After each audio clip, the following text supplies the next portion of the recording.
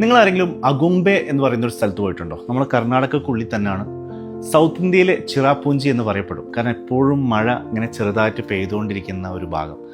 സത്യം പറഞ്ഞിട്ടുണ്ടെങ്കിൽ ബൈക്കിലൊക്കെ ഇങ്ങനെ ഫ്രണ്ട്സിൻ്റെ ഒക്കെ കൂടെ പോകാനും അടിപൊളിയാണ്. ഇനി അതല്ല ഒരു ഗ്രൂപ്പായിട്ട് പോകാനും അടിപൊളിയാണ്.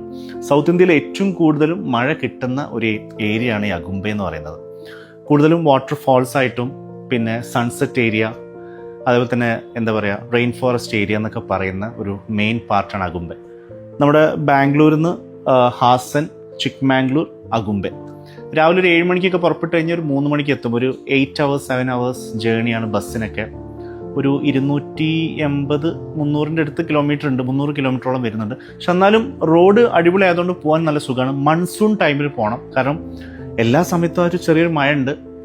മൺസൂൺ ടൈം എന്ന് പറയുമ്പോൾ ജൂണിനും സെപ്റ്റംബറിൻ്റെ ഇടയിലൊക്കെ നിങ്ങൾക്ക് പോകാൻ പറ്റുന്നൊരു സംഭവമാണ് ഈ ഒരു അഗുംബെ എന്ന് പറയുന്നൊരു സ്ഥലം. കർണാടകയിൽ ഞാൻ പോയതാണ്. അപ്പം എൻ്റെ ഒരു എക്സ്പീരിയൻസ് ഞാൻ നിങ്ങൾക്കൊന്ന് പറഞ്ഞിരുന്നു. ഇപ്പോൾ നമ്മൾ ബാംഗ്ലൂരിൽ നിന്നൊക്കെ കുറേ ആൾക്കാർ എവിടേക്ക് പോകണം, നമ്മൾ മലയാളികൾ കൂടുതലും കേരളത്തിലേക്ക് പോകാൻ കൂടുതൽ ഇഷ്ടപ്പെടുന്നതിനായിട്ട് കൂടുതലും കർണാടകയിൽ ഒരുപാട് സ്ഥലത്ത് പോകണമെന്ന് ആഗ്രഹിക്കുന്നവരാണ്. അപ്പോൾ അങ്ങനെ പോകാൻ പറ്റുന്ന ഒരു സ്ഥലത്തിലൊന്നാണ് ഈ അഗുംബെ എന്ന് പറയുന്നത്.